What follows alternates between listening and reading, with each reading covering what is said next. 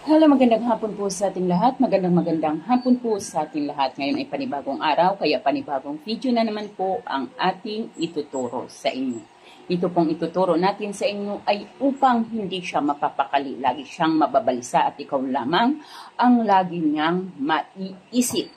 So, bago po tayo gumawa nito, tiyakin po natin na buo ang ating pagtitiwala dito at wala tayong alinlangan. So, kapag kayo ay may linlangan at talagang may doubt kayo dito, wag na lamang kayo magsayang ng inyong panahon at oras kasi kailangan po dito ay ang 100% paniniwala. So, ang gagawin po lamang natin ay kailangan lamang natin ng bote. So, kailangan guys, pag ganitong bote, plastic, pero dapat po ay plain. So, pwede tayong gumamit ng plain na bote or kahit na plastic or babasagin. Basta plain po, tanggalin po yung mga nakalagay-lagay dito.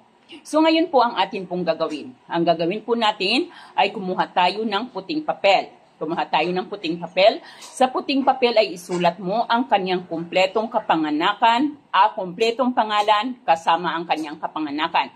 Kasi hindi natin maiiwasan na mayroong magkapariha ang pangalan. Kaya dapat isama natin ang kanyang birthday. Ngayon po, pagkatapos na isulat mo na ng 7 beses, ang sa ating papel ang kanyang pangalan ay itupi mo ang papel papasok. So marami po ngayon sa atin ang magtatanong kung paano ba ang pagtupi ng papasok. So ganito po ang pagtupi ng papasok. So halimbawa, ito yung ating papel. Ito po yung ating papel. So ayan po yung ating papel. Ang pagtupi papasok papunta po sa atin, hindi po dapat palabas. So ganito po ang pagtupi papasok. So isa, yan. And then, 2 at 3.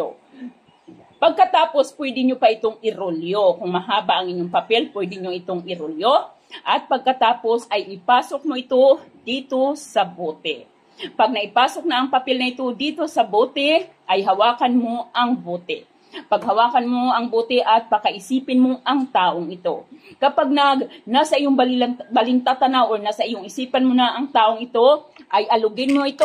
Alugin mo, pagkaalog mo, bigkasin mo ang kanyang pangalan at ang kahilingan mo paukol sa inyong relasyon. Ano ba ang nais mo na mangyari sa inyong relasyon? So halimbawa, pagkabigkas mo ng kapangalan at ganunin mo, bigkas ang kanyang pangalan. So, for example, ito yung inyong kahilingan.